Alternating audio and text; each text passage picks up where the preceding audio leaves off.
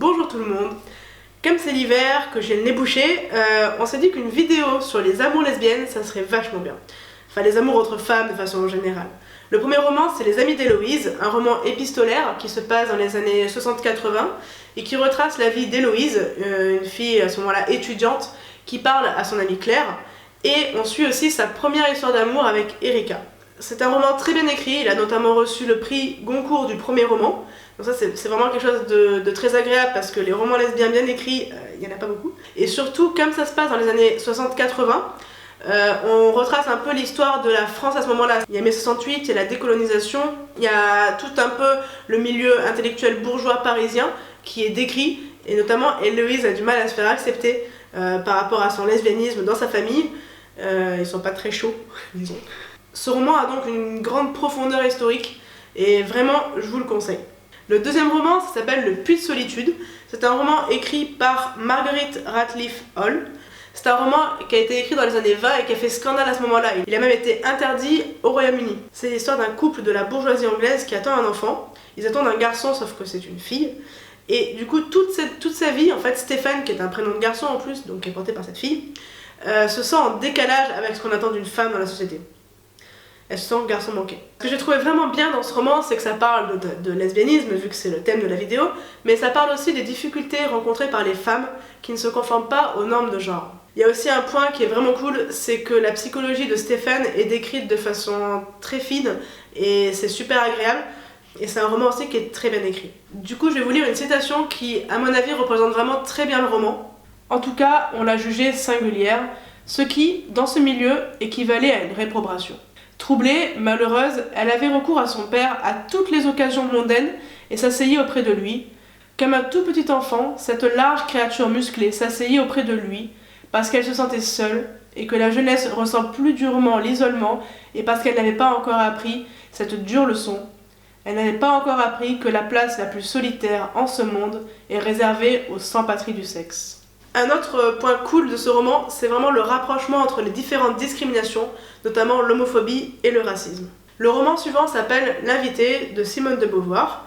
C'est un roman qui raconte l'histoire de Pierre et Françoise avec une troisième personne, Xavier.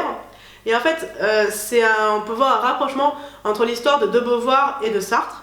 Comme vous le savez, donc de Beauvoir et Sartre étaient en couple, mais ils définissaient leur amour comme un amour nécessaire et les amours autour comme des amours contingentes.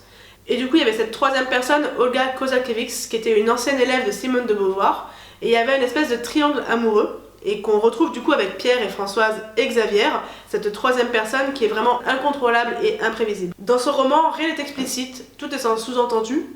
C'est un roman qui traite d'ailleurs plus de bisexualité, et la bisexualité notamment de Simone de Beauvoir. Ce qui est intéressant de savoir, c'est que Simone de Beauvoir, dans ses mémoires, a effacé toute référence à ses amours avec des femmes, et du coup c'est le seul roman qui peut laisser transparaître cette facette d'elle-même. C'est aussi un roman qui propose une réflexion intéressante sur le couple, l'amour et la jalousie, notamment avec ces triangles amoureux. Le roman suivant s'appelle F comme garçon, ça a été écrit par Isabelle Rossignol en 2007.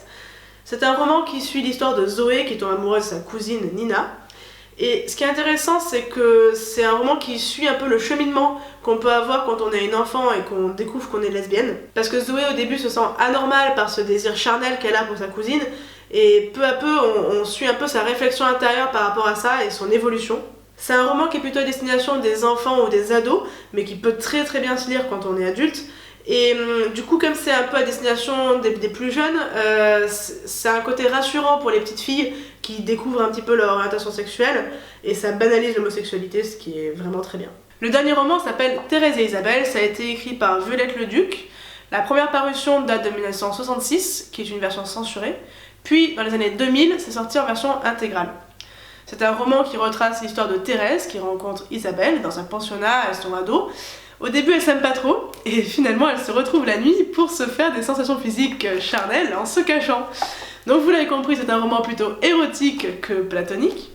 C'est un style d'écriture qui est assez poétique et métaphorique, et qui décrit vraiment les sensations physiques qu'on peut ressentir quand deux femmes font l'amour. Personnellement, c'est un style d'écriture où j'ai mis un peu de temps à accrocher, mais finalement on s'y habitue et c'est quand même très agréable de lire du cul. Voilà, c'est tout pour ces classiques de la littérature lesbienne. Si jamais vous avez aimé, que vous avez d'autres livres dont vous voulez qu'on parle ou d'autres idées, je pense qu'on fera une autre vidéo sur des BD qui traitent de thèmes LGBT en général. Donc n'hésitez pas, s'il y a des BD dont vous voulez vraiment qu'on parle, on pourra en parler dans la prochaine vidéo. Bref, si vous aimez le cul, si vous aimez les femmes, abonnez-vous.